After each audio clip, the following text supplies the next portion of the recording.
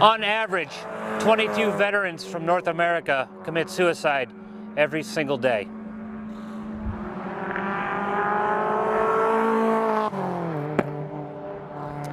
That's one veteran for every second of this video.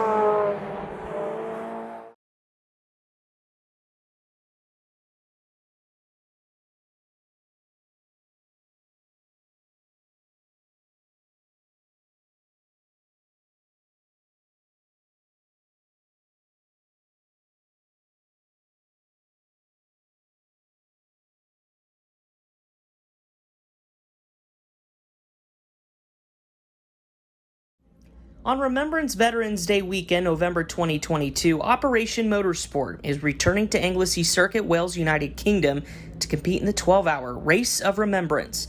This event allows our beneficiaries to compete as a team, shoulder to shoulder, with other veterans and racers. We want to use this opportunity to honor your hero service. And for a $25 donation, we will place your hero's name on the hood of our race car. 100% of the donations received will be used to support our Race of Remembrance operation. Help us honor 500 heroes and donate today.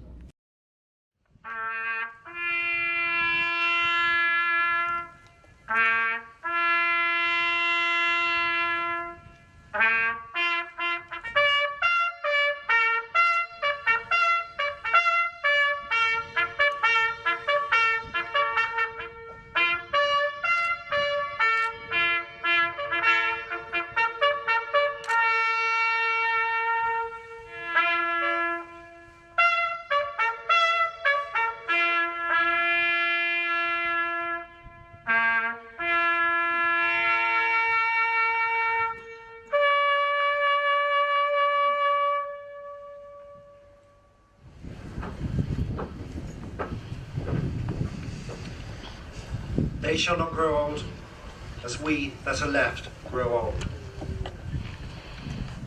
Age shall not weary them, nor the years condemn them. At the going down of the sun, and in the morning, we will remember them. We will remember them.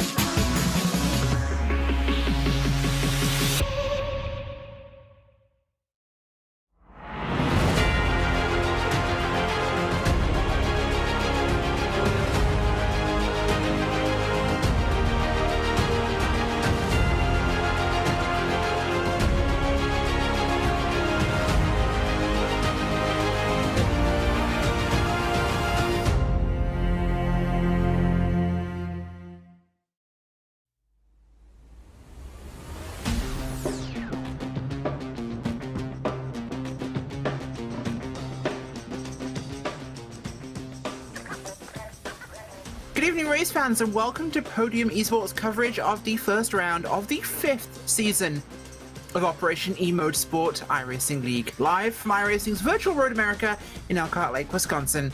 I'm your host, Rachel Wyford, joined by my colleague in the booth tonight, Joshua Lee. Josh is using cameras created by the great Dougie Beard.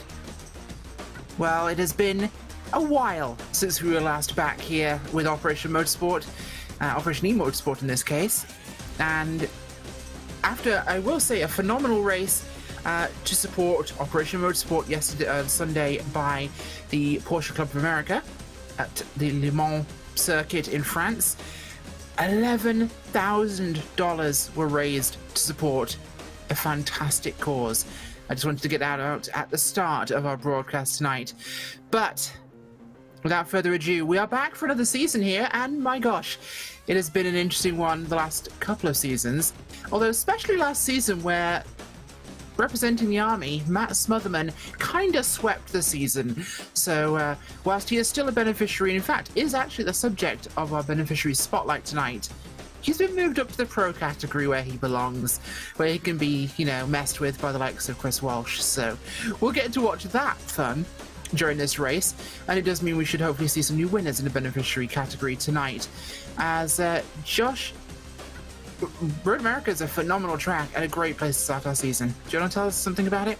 Yeah, and this track, of course, has been known now over the last couple of years in the NASCAR circles, of course, known as one of the crown jewel tracks on the IndyCar calendar, but it really is a unique road course. 14 turns, a little bit over 4 miles in length. At one point was NASCAR's longest road course, and you can see this track up atop on Google Earth right now. A lot of hairpin turns, a lot of sweeping turns as well, some hard braking zones that's really going to challenge these drivers both in the GT3s and in the GT4s on that side of things. It certainly is, and of course you do notice a couple of categories in tonight's race. Well, let's have a quick look at those for you on your screen right now, as we have, of course, we just mentioned the beneficiaries and the pros. Well, the pros have got those blue banners there. They're in GT3 cars, and they are competition license holders past and present, and iRacers with a road rating above 1900. Then we have the green, the beneficiaries. They are currently open to the beneficiaries of Operation Motorsport. Those are GT4 cars, and so are the open category. Those are active service members and Operation Motorsport supporters. So, speaking of Operation Motorsport, we have a special guest tonight who we're going to have a quick chat to. That is going to be Jason Leach, who we're bringing up here right now for a quick chat. Jason, brand new season, great to have a chat with you again. Thanks for joining us. Hey guys, welcome back. Welcome to Season 5. How excited are we? Oh, we're super excited. Just to introduce you, Jason, you are the Chief Operating Officer of Operation Motorsport. And like I said, thank you so much for joining us. What do you want us to know and our viewers to know about the programs offered by Operation Motorsport? Absolutely. Well, first and foremost, you're seeing one of them here tonight. So this is part of our diversionary therapy program. So we have our beneficiaries that are in the class tonight, and we use iRacing and sim racing as a way for people just to kind of unwind and take a step back from whatever challenges they might be having in life, due to their military service, due to being medically released or retired. And in the sim racing world, we started this during COVID when the real racing world shut down, and this really just gives everybody a nice social space to connect, get to know each other a little bit, get to know a bit more about our programs, and then eventually probably even make their way up into the real world activations. Certainly is, of course, and knowing the kind of things that military service members go through, especially those who are no longer in that environment during the pandemic. This esports series was a huge thing to keep people connected, so that's a massive thing you guys have offered veterans. But can you talk a little bit in detail about your role as the Chief Operating Officer for Operation Motorsport? No, absolutely, yeah. So I joined Operation Motorsport, it seems about 3.5 years ago now, I think. And I founded Operation Motorsport as I was looking for what was going to be next in my life. I was getting ready to retire out of the Army, ended up leaving about 1.5 years ago after a 28-year career. And, I knew there was an opportunity, or I knew there was a connection with motorsports, that small team dynamic, working with those on your left and your right, and, having to, try to achieve a common goal. And how I got started, I reached out to Core Motorsports and the IMSA series. Dean Martin opened up his doors and let me come in and get to know them a little bit at Mid-Ohio. And while I was there, I noticed there was a guy standing there in his red IMSA shirt and black pants talking about jumping out of airplanes. And I immediately knew he was a veteran. So I went up and introduced myself, and it just happened to be Diesel Lauder, who is one of the co-founders, him and his wife Tiffany, founded Operation Motorsport back in 2017 as Diesel was leaving the military and trying to figure out what was next in his life. So he absolutely had the vision to connect medically releasing and medically retired service members and get them into an environment where they can rebuild a sense of team identity and purpose. He and Tiffany both used their connections in IMSA to kind of, get in with the race car teams, and that's really what started all of this. I got to know Diesel and Tiffany a little bit at Mid-Ohio weekend, and as they'll say, the rest is history. Came on board as the COO, who actually promoted into the COO position earlier this year. And really my role is to kind of keep a pulse on the entire organization and our programs, where we're going, what we're trying to do, help make connections in the real racing world, and try to find support to help our beneficiaries. And it's also, I started this iRacing program, and now Chris Ramirez runs it as I've been promoted up into the ranks and had to kind of refocus my efforts at other avenues. But kind of a jack of all trades, but probably a master of none is the best way to describe my position. I think it's one of those necessary positions, though, in terms of organisation. But just one of the last questions I'd like to ask you right now. I believe we're going to have a chance to chat to you during the first portion of the race as well, which will be awesome. But just right now, before we go to the grid, what's coming for the remainder of 2022 for the organisation? Well, in addition to kicking off Season 5 here tonight, we've got the remaining activations inside of FEO Motorsports, SRO, and IMSA. But really, where we're starting to really lean our focus is the Race of Remembrance. So that event takes place over our Veterans Day weekend in Anglesey Circuit in Wales, UK. And through our partnership with Skip Barber Racing, we're going to be shipping over 2 Honda Civic Type R race cars here at the end of the month, and get those over into the UK, and then we're going to move forward in November and race a 2-car team, about 40 people going, 12 beneficiaries. It's just going to be a wild and fun time, and as we go on here through the night, I'm happy to unpack that a bit more and let everybody know how they can help.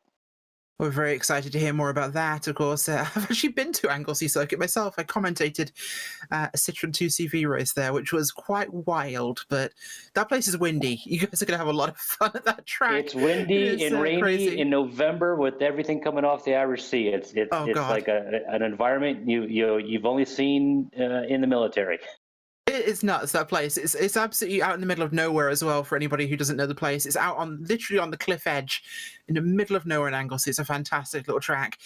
Such a fantastic place. So if you get an opportunity to see it or go, please do. You will have a wild time. But yeah, we are coming to the end of our qualifying period here. So we'll check back in with you in a moment, Jason, once we get that green flag. But we're going to go take a look, as we've got really the end of our qualifying here, at our starting grid for tonight. So in the pro class, we have Chris Walsh putting on pole tonight, with Tyler Guillemette in second place, Ed Nelson there in third, with Jared Rodeheaver in the fourth spot. Taylor Parsons in fifth, with Matt Smotherman moved up into the pro class, is in sixth place. Martin Wallace in seventh, Dustin Burkhalter in eighth place, with Jake Steinbrink in ninth, and Sean Murphy is in 10th. Behind them, as we've got a pretty chocker category for pro this time, Mario Gonzalez 11th, Rodney Campbell in 12th, and Scott Andrews 13th, and behind them in the pro class will be Joe Stiffel and Jason McSparren. However, in the now open class, Dan Fiendrick is leading them away, along with Jesse Elliott and Matt Mason Smotherman. But for the beneficiaries on the pole, Connor Parisi and Adam Poppenhaus there. As we'll switch over to the next category of cars coming down. We've got from the open class, Thomas Outzen, Tyler Reed, Rick Haslett, Greg Meismer. We have the 25, which I believe is one of the USO guests we have. We'll go get you their name in just a moment. From the beneficiaries, John Winker, with Brian Winker there in open, Charles Boschel, Andrew Cowart, Jake Porter. Beneficiary Brian Knight with John Fix from the open class and Joe Lewis. Beneficiaries Josh Snyder and Philip Chartier, with open class David Holly. Chris Ramirez there from the beneficiaries, and Joshua O'Connor from the beneficiaries, with last but not least Richard Lanning. If I'm not wrong, I do believe we actually have those drivers running in the USO cars. We have two, I believe, one of which is running tonight, which I believe is Brian Knight, although it could be Adam Benaway, I believe, is the one we've got here. Specialist First Class Adam Benaway driving one of the USO cars. from their North Carolina Fayetteville location there, so we'll get to see that one. But here we are on the grid, ready to start tonight. And just get a quick prediction from you, Jason. Who do you think is going to win from the beneficiaries, and which branch do you think is going to clutch this season? Well, you talked about Matt Smotherman earlier tonight, and glad to see him up in the pro class, like you indicated earlier, kind of where he belongs. For me, tonight's success is everybody just having fun, getting around the track, getting comfortable racing with each other. We've got some new folks joining us that have not been with our racing program before. That to me is success. Everybody having fun, getting their car back to the pit lane at the end of the race, and just making some new friends. Absolutely. Oh, we had a bit of a pause there by Conor Parisi from the beneficiary class, but they're separating out the categories here to get our race started tonight. Lovely diplomatic answer there from the COO. Just what we want to hear. Make sure everybody has a great night as we come to the line for your start of race 1 of season 5. And green flag flies, away go the pros. Chris Walsh, Tyler Guillemette on the front line there of that one, with behind them. Here come the beneficiaries, Parisi and Elliott from the open class coming up alongside. They're 3 wide across the start-finish line already. It's a scrum down in the field here into turn 1. I believe we just got the 12 car get ahead there. That was Adam Poppenhaus leading the way now for your beneficiaries coming down out of turn 1. Up ahead in the pros, they're coming through turn 3. Side by side behind your leader, Nelson and Rodenhever. Getting a great run on the track here as dropping down towards the very technical turn 5. At the bottom here, but a little bit further back. It's still a race for the lead here in the beneficiary class. It's going to be the 12 and the 11 leading the way here. Parisi and Poppenhaus definitely getting some action into this one as we get the open class. We're trying to find a way through here. Nice to see them pulling some distance, but I believe it's going to be the 11 that will clock in there. Parisi regains his class lead. Everyone making it clean through the start of this one, and I think that's one of the things, Jason, I've always seen with this series throughout the seasons I've covered. It is about the sportsmanship, it's about having fun. People race each other more fairly here than I think I've seen anywhere else. Well, and yeah, we really promote that. Chris really promotes that, during the drivers' meetings. We do a driver meeting before every race, kind of let everybody know what to expect, especially, again, if they're kind of new to our league. But, that camaraderie, that sportsmanship, that, racing each other hard, but racing each other with respect. Because at the end of the day, that's what it's all about. We vet everybody that comes into this league. They have to have some sort of military connection or background, or we have a couple first responders with us now, but it's those like-minded people that come together, and I think that's what really allows us to have the clean racing that we've had over the last 4 seasons, and as we see tonight, starting off into season 5, very clean racing right off the bat. Yeah, it certainly is. And I think that's one thing people don't quite appreciate is, especially in the US and Canada, first responders will have incredibly similar experiences to military veterans, only they don't get deployments. They're always out there, and it makes it in some ways just as hard for them when they're having to go out day in, day out and doing that job to keep everyone safe. And it's a job that a lot of us are very thankful for. As coming down the list here, though, we're coming to the line for the first lap in the book. Parisi still leading the way here from the 25 now. The open class leader, Jesse Elliott, coming past. Mason Smotherman working his way up there in the open category as we got a bit of a drop back by Poppenhaus, who's not quite towards the front, but he's still up there trying to work on this thing. But Jason, obviously a pet project like this that started during the pandemic, was this more of a, just as an aspect of history really here for Operation E-Motorsport, was this something you guys had even considered before we entered those untold times? No, we had not. We kind of took a cue out of watching what the other sports car and like NASCAR was doing at the time, and I was talking to Diesel one night, and he challenged me to look into this. That first season, we kind of started off with a very small group, about 6 or 7 folks, and it was kind of a test run, and got feedback, and every time we end a league, we try to get a little bit better for the next one. We poll the group. Hey, what did you like? What didn't you like? I think this year we've got hopefully the car selections right. Last year with the LMPs, it was a bit daunting for some of the drivers that were new to sim racing, especially with the speed differentials. But it's all about just learning and getting better every time we go out and do this. It absolutely is, and 5 seasons in, it's a phenomenal series that we're seeing here.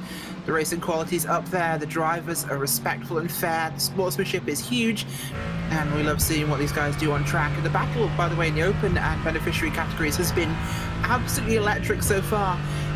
Parisi, Elliott from the open class, Poppenhaus. We've also got Oatson down there, Smotherman, Mason, that one is. Reed and a few others. Guillemets had a bit of an issue. He's dropped back quite away here. He's had some car troubles, unfortunately, early in the going, but he's back out and running still, just down the order. Before we let you go to obviously focus on important matters, Jason, just what do you see as the future of Operation Motorsport with your organization? We're always looking for opportunities to expand our brand. One of the things we just started this a few months ago was getting into endurance racing. So we've got a small team of folks that go out and represent Operation Motorsport in the larger iRacing series and the endurance events, multi-driver events. We're going to explore that a bit more and try to grow it. We also have our virtual Race of Remembrance coming up a bit later on this year. That's going to kind of coincide with our actual Race of Remembrance attendance. It'll be a way for those who can't travel with us to Anglesey to at least get together and kind of live it out a little bit in the virtual world. Unfortunately, Anglesey has not been scanned by iRacing, so we can't do 100% virtual simulation, but we'll probably pick somewhere like Sebring or some track that has some sort of historic significance to it. Sebring, for example, we did that a couple of years ago, and for those who don't know, Sebring used to be a World War II bomber base, and that's where a lot of pilots trained before they went across the pond to Europe. Yeah, it certainly is, of course. There's a couple of those, including Silverstone, that have similar pasts as well. Fantastic, and great to see that sort of thing. We're going to let you go. We've taken up so much of your time. Jason Leach, Chief Operating Officer of Operation Motorsport, thank you so much for joining us. No, thank you for having me again, and thank you to Podium for continuing to support us in this. You guys do an excellent job in the broadcasting world, and again, glad to have you on board for this. Glad to have you guys this past weekend at the PCA Sim Racing event, and looking forward to watching the season unfold. So are we. Thanks for joining us, Jason. Take care, guys. Just to clarify, of course, for those who don't know, Operation Motorsport is a veteran-led and operated not-for-profit based in Brighton, Ontario and Raleigh, North Carolina. They serve both Canadian and American service members and veterans and were founded on the basis of 3 simple words: excite, engage, and empower. The premise is to engage ill and injured service members and veterans affected by military service through motorsport activities to aid in their recovery and rehabilitation. Well, Jason, it's already been a pretty fiery start to this thing. These guys are all over each other. It has been crazy racing. The pro category in our first couple laps here has spread out somewhat, but it is absolutely going wild. Down in the beneficiary and open categories, Jesse Elliott finally got past Connor Parisi, but he's not letting him go here. Parisi absolutely all over the tail of that machine up ahead of him, the Aston Martin there. And it's great to see Mercedes in second place here. I'm loving that.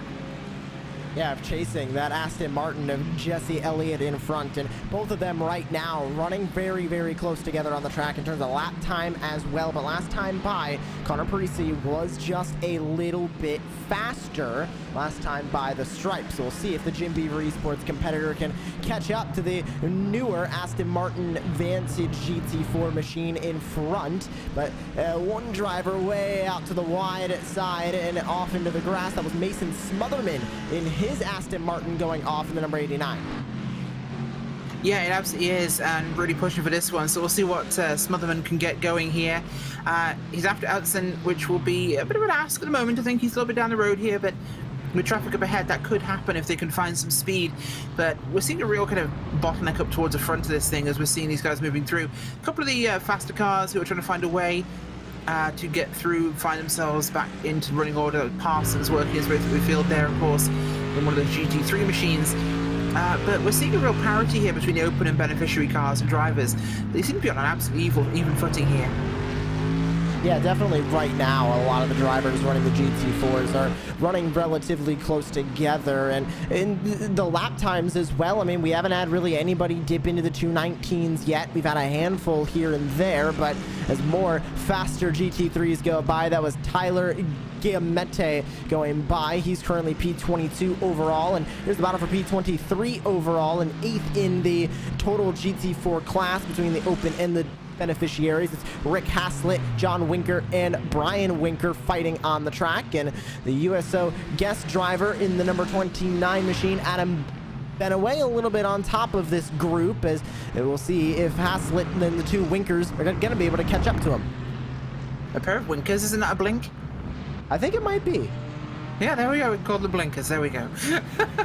Jesse Elliott still being kept honest here by Parisi up at the front of this category. We're seeing, I believe that's Olsen just behind them there, chasing that group down with Mason Smotherman behind him. Still there in the open class, unlike his brother, who's right now, as we have a look for him, running 4th in your pro category up at the front. We've got Chris Walsh, Ed Nelson, Jared Roadheaver, and Matt Smotherman there with Martin Wallace behind them and Jake Steinbrink. But Matt was, of course, a beneficiary last year. He is a beneficiary of Operation Motorsport, Joshua, but he got moved up here because he's so fast. It's nothing other than that. It's to balance the racing out. The people who are super fast can get pushed up towards pro category because obviously Matt, in his credit, swept season 4 in the beneficiary class, which is all fair and good, but he probably will have more challenge up here with guys who are keeping him honest. Yeah, quite literally, absolute domination when it came to the beneficiary class last season. So he's definitely earned the spot in the GT3s, but 6 seconds currently off of Chris Walsh. We were talking earlier about how that was going to be the main battle of this season, was Smotherton versus Walsh. But if he wants to get up to the race leader in the 104, well, he's got to get by Ed Nelson and Jared Roadheaver before he's able to do that. 3 seconds now, that gap between Walsh and Nelson, as you can see Walsh bottom end of your screen heading into turn number 1, and Ed Nelson still working his way down the very long front straight here at Road America. Yeah, absolutely are, and it's one of those big sections of the track here which can have such an impact on a race, as Matt actually making a move there. He just got past, I believe, Jared, I think that was, running behind. No, Jared's ahead of him. Looking at some lap traffic there further down the order. But we've got some separation at the top here. Walsh has got a bit of a gap on Nelson and Roadheaver, and then there's a bit of a gap back, about 2 seconds to Matt Smotherman. Behind them, though, we've got Jesse, we've got Connor, and Thomas leading that group there. Connor really holding honest here. He's getting a good run in for this one, and Poppenhaus is behind him, and they're in attack range here, but I think Adam's trying to defend from Mason right now. This is a 4-car gaggle right here working through the last corner, and Parisi leading this line. He's got Ounson behind, and it's a really good mix of beneficiary and open class drivers here. It goes open class with Jesse Elliott, then the beneficiary class with Connor Parisi, open with Ounson, beneficiary with Poppenhaus, and then right back to open with Mason Smotherman. So the top 5 currently representing these GT4s are all alternating open and beneficiary class. Make it 2 opens to lead this group now, as there goes Thomas Ounson into second place. What can Parisi do? He's already gonna try and go back on the BMW, hard on the brakes into turn 2, and give that spot right back to the off-road world championship competitor of Connor Parisi. Yeah, Parisi really getting a good run here, and I'm loving the battle between him and Elliott. Elliott looking to the inside there as we go under the bridge down towards turn 5 now. It's gonna be who can brake latest here into one of the trickier corners on this track.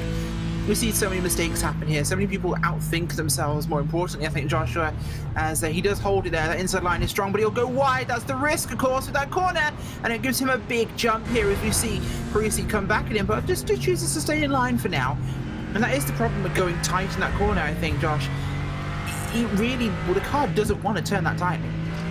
No, especially in these GT4s. They're a little bit heavier, a little bit lower horsepower than the GT3 fellows that we have at the front of the field here in Operation Motorsport, but they're still really, really fun to drive, and they have become now, since iRacing has expanded the GT4 class worth of cars. I believe we're up to, what, 5 or 6 GT4 vehicles now on the iRacing service. I mean, they have expanded this class well into the network of the road license. I mean, Class D now, you have to run these GT4s in order to run your way up the ladder and have a shot at the World Championship. So these GT4s are no slouches, and of course used across the iRacing service now in leagues as well, like we're seeing here. Yeah, absolutely. And I never got a chance to drive the GT4s myself. The GT3s were the car in iRacing, really, when I was doing it back then. And they were pretty hefty. So these GT4s are much more accessible, I think, in many ways. A little bit more forgiving. Speed's not quite as crazy, and it's great seeing a Mercedes this far up the order, in fact, with Parisi here, as at heart, Mercedes was my car when I was driving, and always will hold a special place for me in the Blancpain Sprint Series. It took me to a victory there, so I will always love that car above all else, no matter how badly it ends up stacked in each season's balancing of performance changes iRacing make. Even if it sucks, I'll always love the Mercedes. In fact, I think Conor Parisi loves his right now as he takes the lead there in, well, we're going to just basically consider this kind of joint category of GT4s down here, even though it's 2 separate classes. He's holding it here to Elliott, and Udson's caught up behind him with his backling, so we could see a 3-car race. And Conor Parisi now holding that second total spot in the GT4 class, but he does lead the beneficiaries, which in terms of points for this season, Rachel. Break you off there, Joshua. Jared Road, he was at a big incident there out of the, well, it wasn't big, but he's off the track and super slow coming out of the carousel. It must be some sort of control issue he's just had, because he just veered off the track into the barriers there, slamming along the side of the road. I think he just lost steering in the car there, maybe. Taking a look at a replay here. Oh my, yeah, he just turned right into the grass there. Yeah, he did. That's really unfortunate for him. Looks like a control issue, some sort of mechanical in the car. He's kept it on the grass. I just don't think he has control or visual, perhaps. A very, very weird incident there. But yeah, no. By the way, we're looking at Chris Walsh. Oh, we got another one off. That's the 175. Had issue for them. Not sure what happened to them. But it's one of our open class drivers. Tyler Reed, he was up at the front. What happened to him? We'll grab a replay here in just a moment, but another issue for another one of these class drivers here. Let's take a look at what happened to Tyler Reed. He's working his way through the middle sectors here in the GT4s, and dips 2 tires right off the edge of the rumble strip there, Rachel, and that's all it takes, especially here at Road America. Once you're into that sand, you're getting pulled around. Oof, yeah. Guillemets also had a very similar issue. We're not going to show that as well, but basically the same thing. Everyone seems to be sliding off right now. I think it's the jet wash coming off Chris Walsh that's just driving people wide here on the track. Walsh is checked out. He's nearly 5 seconds clear of Ed Nelson, so he's got J2 rockets in the back of that thing. I think he snuck those on board.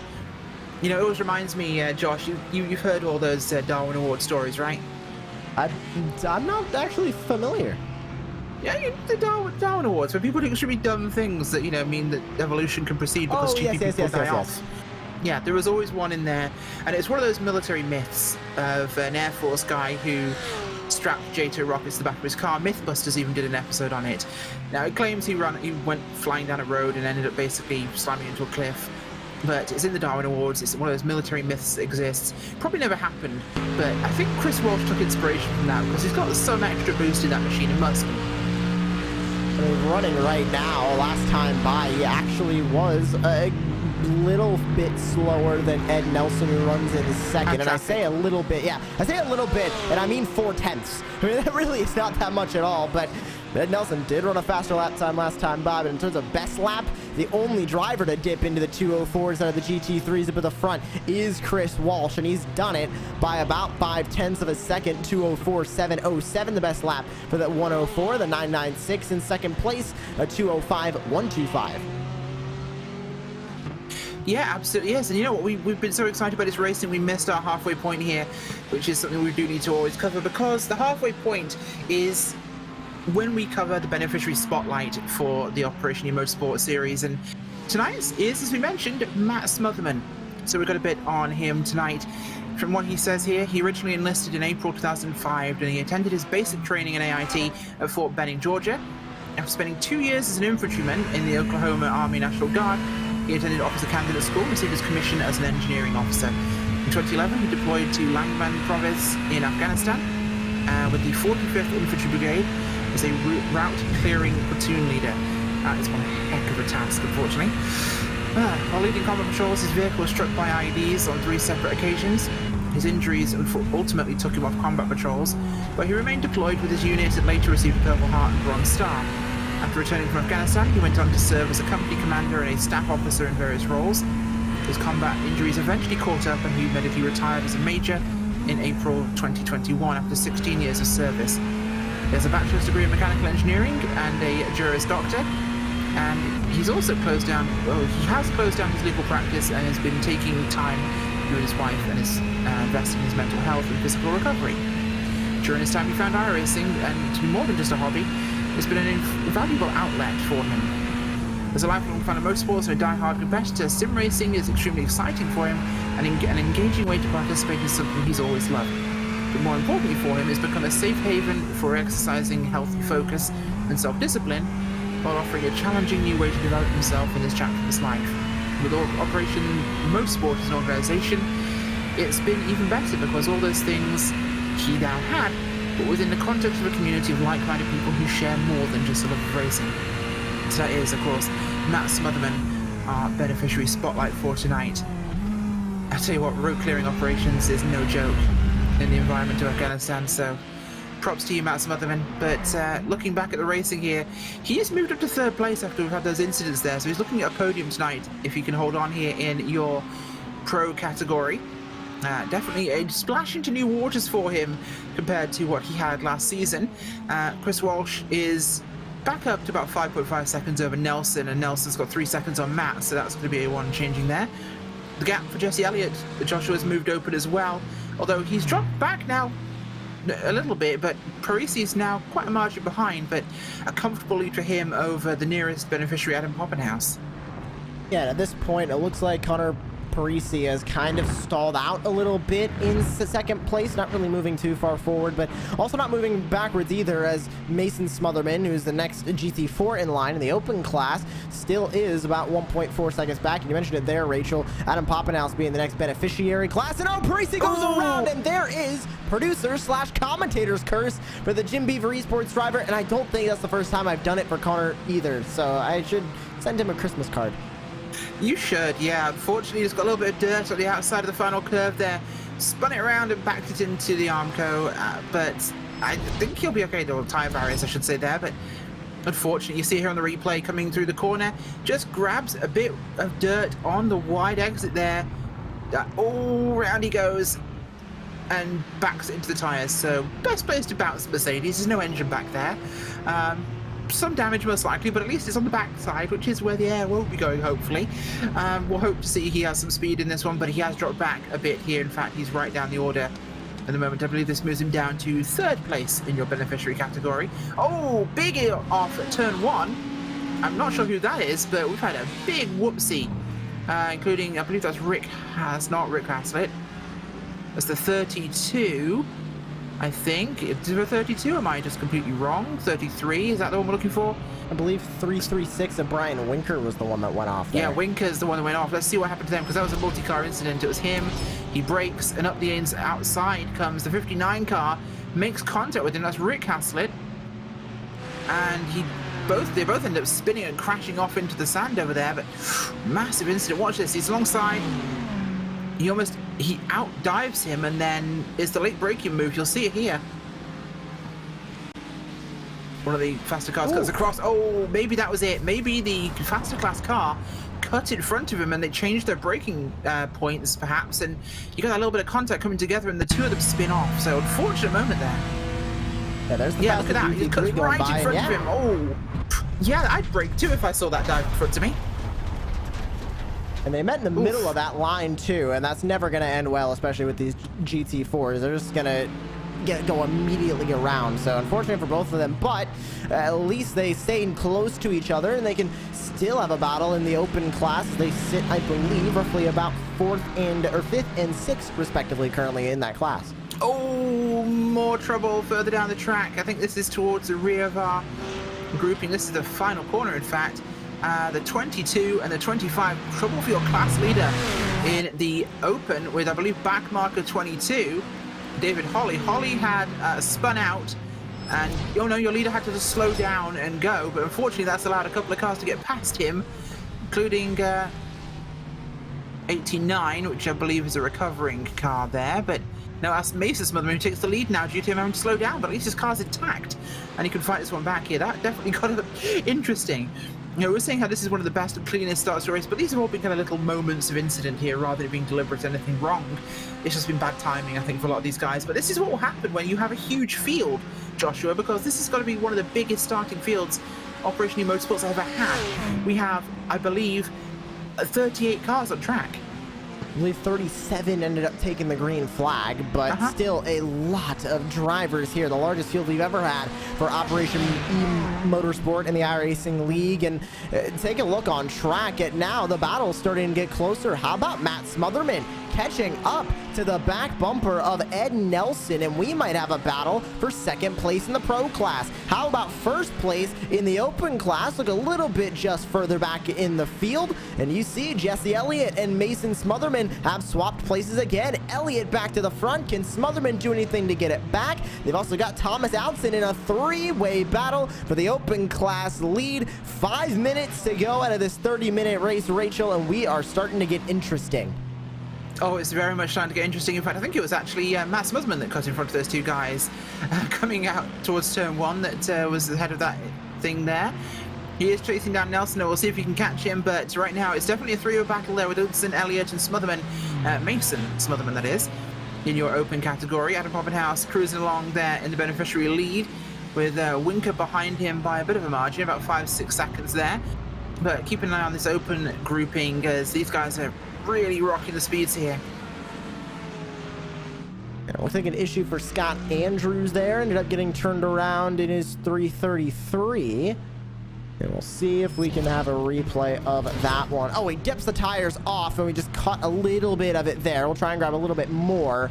But it was just barely dipping the tires off and into the sand, and right there they go, and almost makes contact with driver behind, but unfortunately it was only just him into the tires, and that'll put Scott Andrews down into P12. Unfortunately, putting the tires in the sand, Rachel, not exactly the best way to get around this track. No, it's not. We've got a pretty high track temperature today. It's nearly 100 degrees track temp, so that's going to have an impact, of course, but that's going to be one of those factors of racing. You've got to adapt to these things. I believe that's going to be our leader, Chris Walsh, just absolutely pushing this thing to the max here. Unchallenged right now, 8 seconds over Ed Nelson, so got to catch him if you want to do anything to this thing. Behind him, though, Mason Smotherman and Elliott still fighting him. Elliott ahead here, so it's not going to be another... Oh, it might be another Smotherman sweep as through comes Smotherman. A little bit of a check-up there as this battle in open really intensifies down the field. And this battle is going to continue on for about 3.5 more minutes. It seems like it's going to be white flag this time by for Chris Walsh. Depends on where that clock sits. If it sits at under 2 minutes 5, we will have a white flag on the racetrack. But if not, we'll go around for 2 more as these 4 GT4s continue to fight as they have a lapped GT4 behind them in the number 27. That's Richard Langing and Mason Smotherman newly and back into the race lead, Rachel. But we know Jesse Elliott has got the speed. What is he going to do? How aggressive is he going to be to get around Mason Smotherman? Is at the line. Chris Walsh this time by will take 2 laps to go. Some about 30 seconds shy of taking that white flag. Yes, certainly are, and that He's means pitting? we'll have a run around. Oh, he is, yeah. Short on fuel, perhaps. Maybe that's why he was so fast. We'll find out when he hits pit road, but this is going to eat up his 8-second lead and passes to Ed Nelson, and, well, that brings Matt into the... Oh, they're pitting too. Oh, wait, is it over? It can't be. No checkered flag. Is confused. Is everyone under... Everyone's coming in from the... Oh, the GT3s can't make it. They can't make it. They pit, no white flag on the speedway. They can't make it. All the GT3s are... Interesting. Who's going to stay out? Mario Gonzalez is staying out. Interesting. That's a gamble. I don't know what's just happened, but it's happened. And, so yeah, that was a thing. So we think Marine may have made a mistake. Chris Ramirez is currently possibly considering what he did to setups in this race. As Thomas Allison off the track, coming out of 3, got some dirt and lost the back end, got onto the grass, managed to slap the wall hard. So he's out of this race as well. But well, that added a joker lap to the race for the GT3s. That's what I had to put in it. That and joker lap. With the white flag possibly coming up, they all pit for a splash. This has definitely changed things. I thought Chris Walsh was done, then everyone came in. I'm not sure what to think here, but I'm just looking through my numbers, but no, Chris Walsh is still in the lead. Yeah, this happened, folks. By the way, back in your open class, Mason is ahead, but Elliott is unfortunately just behind him, so that's looking that way. Poppenhouse looking pretty solid here. John Winker's right behind him, though, for the beneficials. We'll have a look at that one as well, but right now, looking for the... is it going to be a checkered flag? Maybe? I don't know. 23 seconds left. This is either going to be white flag with seconds to spare or checkered flag this time by, Rachel. I think checkered flag this time by. It could well be checkered flag. Who knows what's happening? Fuel is all they needed. Maybe they're going to fly for the next lap or do it in reverse. We can't tell, but we'll find out in a second what happens to Chris Walsh as he comes under the bridge here. What flag will the flag man decide to wave? It might be a purple one. We have no idea. There's no flag. Is he stopping? I don't know what's going on anymore. I'm not entirely sure what's going on anymore, but they're still racing. We're at 0 seconds, folks. We're in uncharted territory. This might be the backward lap. We're working out what's going on. Are they going to here. do a lap entirely in the grass at this point? Maybe, yeah. Maybe they're going to do it on the grass. They've all been in the grass this race, so you might as well do it properly this time. But Chris Walsh still powering on here. Mason Smotherman is running still pretty clean at the moment from anybody else. Elliott is still behind him. In the beneficiaries, Winker's still right at the back of Poppenhouse. And yeah, so they're still racing this thing, from what I can tell, at least. Although some people are slowing down, I'm not entirely sure what's happening. I'm genuinely confused at this point in time, but we'll hopefully see a flag this time by. So we think it was white flag last time. We think, yeah. We think. We At didn't this see it, point, though. That's the everything thing. is we think. Yeah, everything's we think. We think there's a race happening. Chris Walsh still got the hammer down, so he must still be racing. As you know what? This is very, very perfect for a series honoring veterans. Someone knows what's going on, but they're not going to tell you. Or anybody else. But you'll find out at some point after it's happened. So it's entirely appropriate, to be honest. This isn't usually how things go. Things normally go very, very to the letter and work perfectly. This is definitely an outlier, but a fantastic way to start Season 5, and we're definitely loving that. Walsh coming up now through Billy Mitchell Bend to the final corner here. Will this be a checkered flag? Will he now start his reverse joker on the grass? We're not entirely sure. Maybe this is a bit where they do the Flintstones and pop their legs at the bottom and pedal. But we'll find out as he comes to the line here. Will we see a flag waving in any form, shape, or other? Did we see a flag there? Yes, checkered. Yeah, there's a flag. Checkered flag. We got a checkered flag. Okay, the race is actually ending. Mason Smotherman going to have a clean run to the end here for the open category, and behind him, Poppenhouse, I believe, has still got a good run here on Winker. He's got a good gap on Winker here as he comes through the final corner, and that will be Mason Smotherman for the open category and Adam Poppenhouse for the beneficiaries as we actually find out what's happening. Well, at least we had a flag that time. That was an interesting end to the race, I'm going to say. Oh, Poppenhouse is slow to the line. He crossed Is he it. good? Yeah, I think he's wiggling. I think he's out too. Everyone's stopping. I think they were out. He crossed it before Parisi, albeit by not a lot, but he did. See, this is why, and I will say this and always say this to anybody who doesn't understand how things work in the military, soldiers may take ground, but logistics win wars. And in this case, having fuel allows you to actually run a race. And I think they're all a little bit on fumes at this point in time, but they made it, and it made it highly entertaining for all of us. As we get to the end of this thing and get everybody else crossing the line, I think we had Philippe Chartier went for a bit of a play in the sandbox there. Again, apparently didn't have enough of that, as he will get himself back on the track and running again. Although he was a Navy CB, I believe, so playing in the sand is one of their hobbies. He'll come across the line here to one of our last in the beneficiary class, Brian Knight. I believe has off the track as well, so that is going to be the last of our runners here, I think, coming across. Let's go to our post-race results, if we even know what those are. Chris Walsh takes the win in the Pro category. I can remember which categories we're doing. Along with Matt Smotherman in second place, Ed Nelson in third, Rodney Campbell fourth, Martin Wallace in fifth, with Tyler Parsons in sixth, Sean Murphy seventh, Dustin Burkhalter in eighth, Mario Gonzalez in ninth. With the first of the open class is apparently Dan Friedrich, which I don't believe, although he is. Yes, he is, but he's in the wrong car, so he doesn't count. Because he registered in the wrong category, so he doesn't count at all. He's meant to be open, but he was in a GT3. Moving on.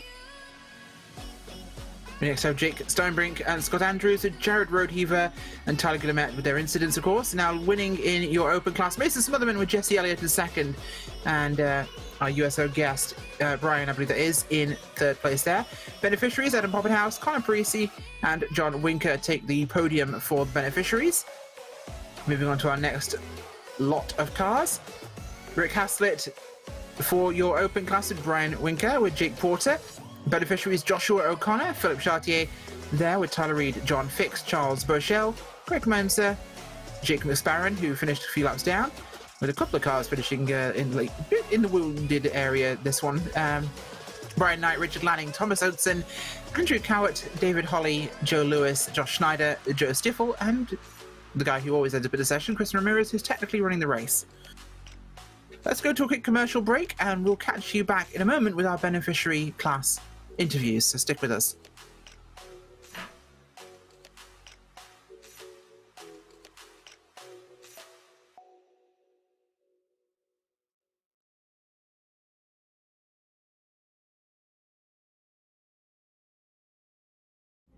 On Remembrance Veterans Day weekend, November 2022, Operation Motorsport is returning to Anglesey Circuit, Wales, United Kingdom to compete in the 12-hour Race of Remembrance. This event allows our beneficiaries to compete as a team, shoulder to shoulder, with other veterans and racers. We want to use this opportunity to honor your hero service. And for a $25 donation, we will place your hero's name on the hood of our race car. 100% of the donations received will be used to support our Race of Remembrance operation. Help us honor 500 heroes and donate today.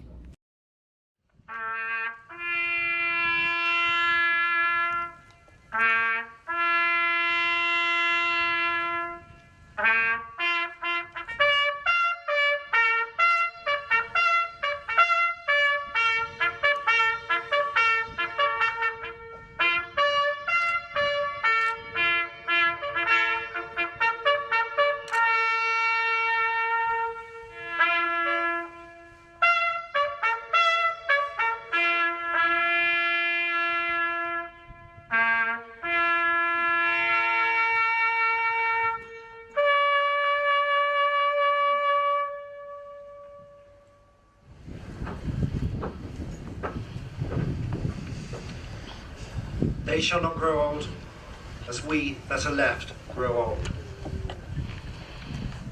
Age shall not weary them, nor the years condemn them.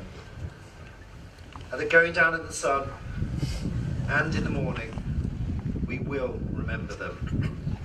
We will remember them.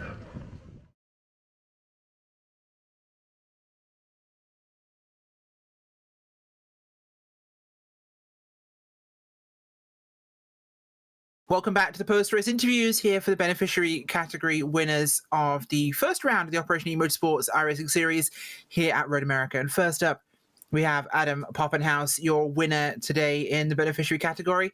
Adam, a fantastic race in what was quite turbulent conditions. Adam, do we got a copy? Mr. Poppenhaus, do we have you?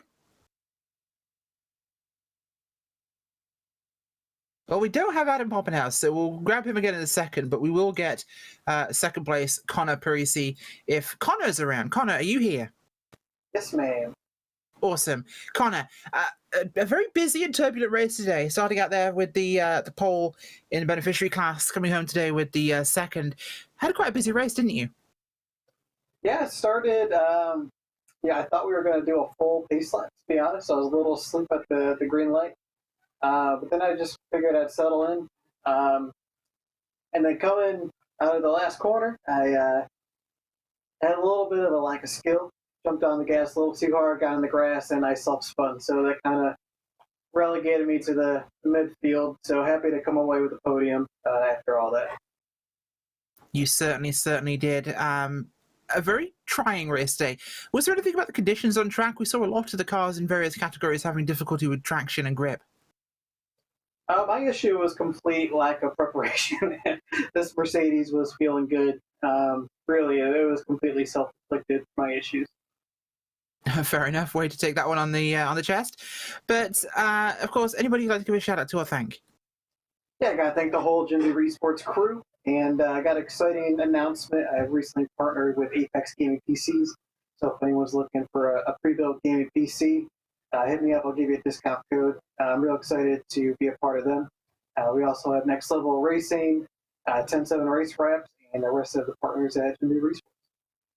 And thanks to you guys and Operation Motorsports. It's real excited to be a part of this crew. It's a cool thing you guys are doing. It certainly is. Well, thank you very, very much. And, of course, I believe you get the first points this season on the board for the Air Force as well. So congratulations.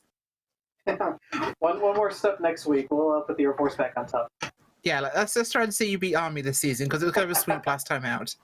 Thanks for joining us, Connor Parisi. Have a good one.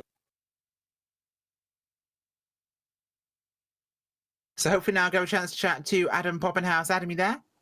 I am. Awesome. We think you were getting water when we tried to call you earlier, so apologies for that. But a busy race today on the track, and a victory is a great way to start a season. Yeah, I couldn't be happier. Again, to be able to represent Resilience Racing and Operation Motorsports. That was also my first race ever competitively using a hand throttle. So I'm really excited for the result. It was fun. Yeah, it certainly is. And it seemed like track conditions were definitely the enemy of all of you guys today out there. Was it particularly slick? Yeah, you could say that. The carousel was kind of a nightmare. I've never dragged my brakes that much to try to get the car. And then the kink was, especially with the GT3 cars, it was hairy. I'm all sweaty and my heart was pounding. It was a lot of fun. Yeah, there you go. Just explain something to me. Were you guys kind of light on motion towards the end of that thing? My motor quit coming out of 14. I was looking at that hill. I started shaking the car back and forth, trying to get every last little drop. I had about an 8-second gap between the car behind, and I think I crossed the line, and he was about 2 seconds behind me. So it got real worrisome real quick at the end there. At least you guys didn't have to pit like the pros. They were in pit road with one to go. We were very confused. But hey, you guys made it work, and you come home today with a victory. And of course, you put 3 points on the board for Army in the inter-service standings for this one. So congratulations. Anybody you'd like to give a shout out to or thank? I just want to say thank you to Resilience Racing, Race 2 or Race 22, and then also the Opmo crew. I'm headed up to Road America to spend some time with the SRO peeps and get to know some more of the team members. So I'm really looking forward to it. Awesome. Well, thank you so much for joining us. Adam Poppenhaus coming home today with the win. Okay, going to have a chance to chat to Jonathan Winker next, see what he's got, and he'll be standing by with Joshua Lee. Well, Jonathan, a third place finish for you in the beneficiary class will look to be a bit of a challenge for you GT4 cars. How was the race from your perspective? Honestly, it was a great race. I didn't really have a whole lot of incidents until towards the end there, unfortunately. But yeah, other than that, the traffic was pretty good.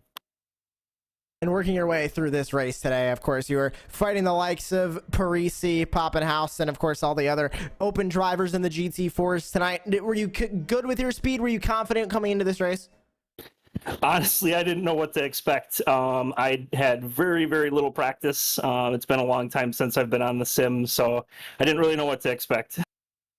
Of course, a full season ahead of us here in Season 5. A lot of great tracks coming up on the horizon. Which one are you most excited for as we begin a brand new season of Operation eMotorsport? Honestly, I don't know if I have a favorite. I mean, Road America is actually my home track, so I do love riding here. But other than that, I mean, I'm just excited to be participating again this season. Well, congratulations on your beneficiary class podium finish tonight, John. Anybody else you would like to thank here on Podium Esports? Absolutely. I mean, I would just like to thank, Operation Motorsports for putting these together. I've participated in all 5 seasons, and they've just been getting better and better every single season. Resilience Racing, obviously, our premier hand control race team, and then Redline Oil and Skip Barber Racing School. And thank you very much for your time here on Podium Esports. Jonathan Winker, 3rd place finish for him in the beneficiary class. And Rachel, you're going to be standing by with the man that nobody could touch today. It's Chris Walsh. Certainly am. We don't normally interview the pro category winners, but first off, congratulations, Chris. A very interesting race out there. Very boring one for you for the most part. But can you explain what happened towards the end of that race? Because we're still working it out.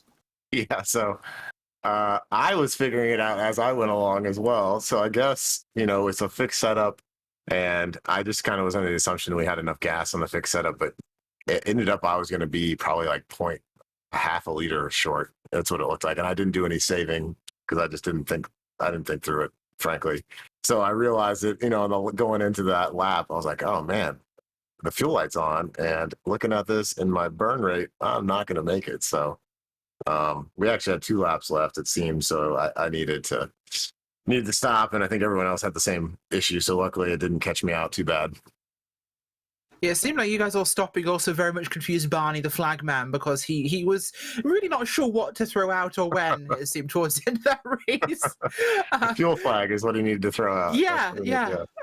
It definitely made us all very, very very confused, which was hilarious, of course. But congratulations taking the win in the pro category, and thank you for showing Matt Smotherman, teaching him a lesson there. He got so used to winning everything last season, so we'll to see how this one goes.